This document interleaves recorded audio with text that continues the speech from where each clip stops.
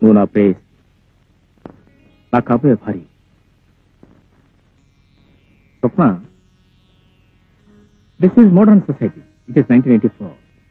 భార్య భార్యే, ప్రియురాలు ప్రియురాలి. భార్య ఉన్నా కూడా గర్ల్ ఫ్రెండ్ ఉంటే తప్పలేదు.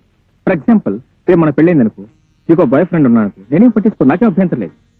ఓహో, అంత గొప్ప సంస్కారమా నాయనా నీది?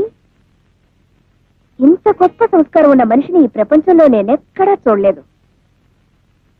అంత గొప్ప సంస్కారవంతుడు నాకు ప్రేమికుడుగా దొరికినందుకు నా జన్మ ధన్యమైపోయింది.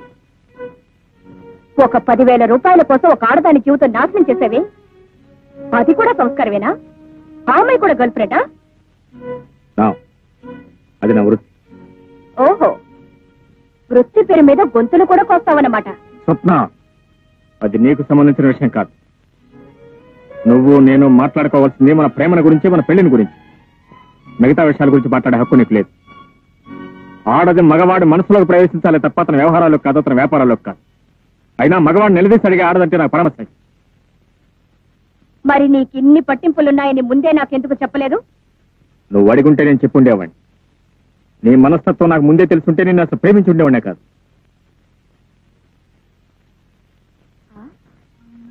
అలాగా?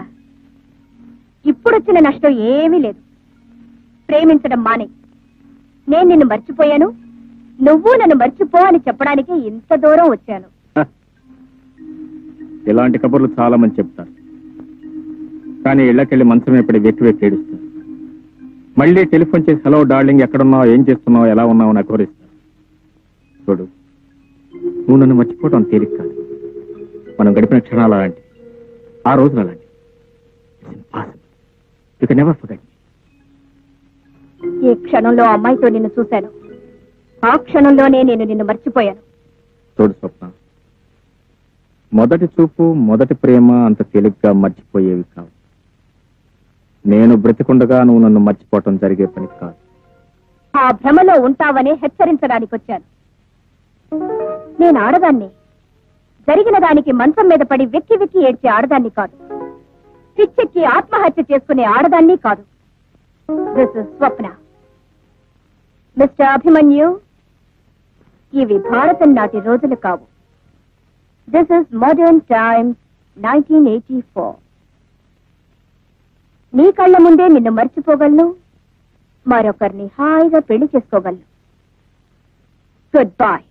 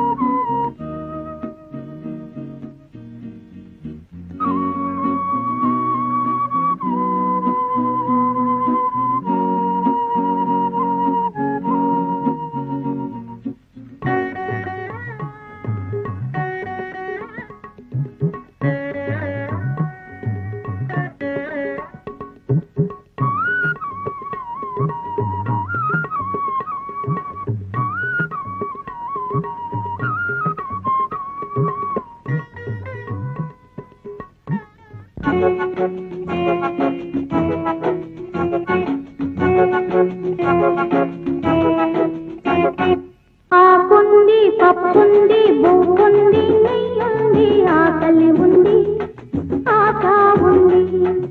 ఆకుంది, పప్పుంది, బువ్వుంది, నెయ్యుంది, ఆకలి ఉంది, ఆశ ఉంది.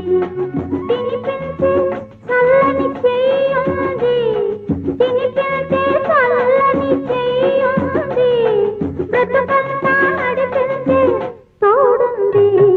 ఇలా ఇలా ఇలా ఇలా ఇలా ఇలా.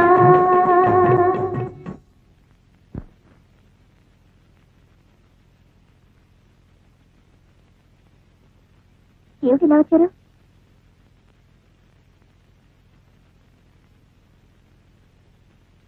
ఆ పాట పాడింది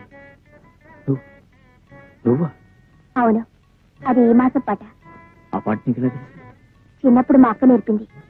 అక్క అక్కంటే చిన్నప్పుడు పాడుపడిన ఇంట్లో ఇద్దరు పిల్లలు ఆకలితో ఏడుస్తూ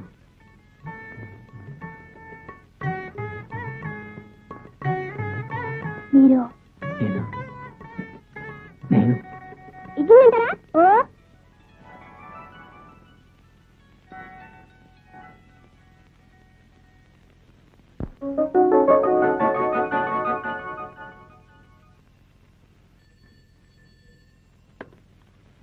హలో, ఎవరండి? నువ్వా? మీరెవరు? నువ్వు అక్కడెందుకున్నావు?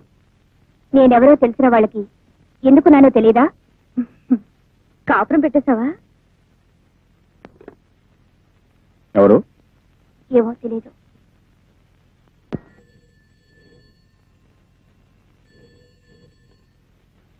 హలో. మాట్లాడుతుంటే మధ్యలో ఫోన్ పెట్టేసింది. అసలు ఎవరిది? మాట్లాడే విధంగా మాట్లాడితే మధ్యలో ఎవరో ఫోన్ కట్ చేయరు. ఎందుకు ఫోన్ చేశావు? ఎలాగున్నావు కనుక్కున్నావని. ఈ పాటికి తెలిసే ఉంటుందిగా. అంటే నాతో కాపురం పెట్టేశావు అన్నమాట?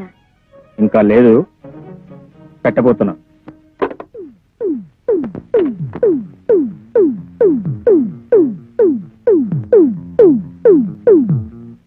ఆమె పేరు తారు. పెళ్ళయింది, అయినా నా వెంట పడుతుంది. నేను కాదన్నానే నా మీద కక్ష సాధించాలని చూస్తుంది. అంతే తప్ప. నాకేం చెప్పక్కర్లేదు, నేను మిమ్మల్ని నమ్ముతున్నాను. Thank you. నేను ఇప్పుడు ఇంటికి వెళ్తున్నాను. అమ్మతో మాట్లాడొచ్చి నేను తీసుకెళ్తాను. నువ్వు నిజంగా ఓ ఆడపిల్ల జీవితాన్ని నిలబెట్టడానికి ఇదంతా చేసుంటే నేనెప్పుడూ కాదన్నాను బాబు. వెళ్ళి వెంటనే ఆ అమ్మాయిని మన ఇంటికి తీసుకురా. వెళ్ళు.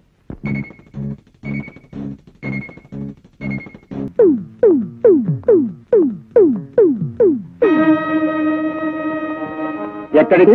బయటికి. ఎవరి దగ్గరికి? నన్ను కావాలనుకునే వాడి దగ్గరికి. రోడ్డున పడ్డామన్నమాట. అమ్మ పెట్టినప్పుడు అడుక్కు తినాలిగా. మూడుండగానే ఆడది బరి తెగించిందంటే ఆడదాన్ని ఏమన్నది? మొగుడుండగానే ఆడది బరి తెగించాల్సి వచ్చింది అంటే ఆ మగాణ్ణి ఏమనాలి? ఇంతవరకు సహించాను, భరించాను, ఓపిక పట్టాను. అది నేను అనాల్సిన మాట. ఆశ్రయం కోసం చిన్నపిల్లగా నీ ఇంటికి వచ్చినప్పుడు తండ్రి వయసున్న నువ్వు నన్నేం చేశావు? నీ పెళ్ళాం పోగానే బ్రతుకంటూ తెలియని నన్ను బలవంతం చేశావు. పెళ్ళాంగా ఉండిపోమన్నావు.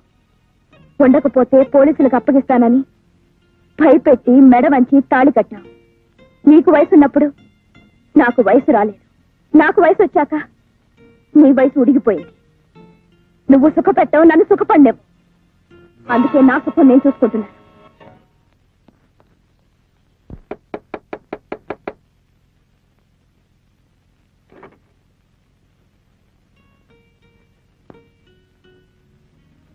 ఇందాక మాట్లాడుతుండగా మధ్యలో ఫోన్ పెట్టేసింది నువ్వేనా? ఊరి పేరు చెప్పకుండా మాట్లాడింది మీరేనా? ధైర్యాన్ని బాగానే పుంజుకున్నావు. కూర్చోండి. ఏదో సొంతిల్లులా మర్యాద చేస్తున్నావే. సొంతిల్లు కాకపోయినా పరాయిల్లు మాత్రం కాదు. కట్టుకోకపోయినా బాగానే ఆకట్టుకున్నాడు కాబట్టే కలిసి బ్రతుకుతున్నాం. ఎందుకలా నవ్వుతున్నారు? ఇది కలిసి బ్రతకడమా, కలిసి ఉండడమా? మీరెలా అనుకుంటున్నారు? అభి ఇంటికి వచ్చిన ప్రతి ఆడపిల్ల నీలా కలిసి బ్రతకాలని అనుకుంటుంది. తీరా కలిసాక గాని అసలు రంగు బయటపడదు.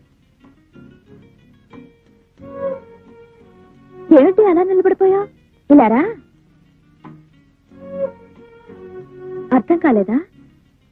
అభికి ఏమనుకోకు, మా అల్లుడిని అలాగే పిలుస్తాను.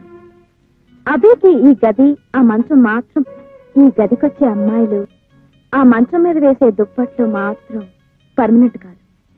ఇప్పుడు అర్థమైందా? ఆహా, ఆయన గురించి చాలా తెలిసినట్టు మాట్లాడుతున్నావు. నేను కలిసేకేగా నువ్వు కలిసావు. నీకు తెలుసో లేదో, అభి స్వప్న అనే లాయర్ని ప్రేమించాడు. దాన్ని వదిలించుకోవడానికే నన్ను తగులుకున్నాడు. ఇప్పుడు నేనుండగానే మళ్ళీ నిన్ను తగులుకున్నాడు. అదేమిటో అతని టైపు. ఏ పూట ఏ హోటల్లో భోజనం బాగుంటే ఆ హోటల్లో తింటుంటారు. హోటల్స్ అన్ని బోర్ కొడితే తిరిగి నా ఇంటికే వస్తాడు.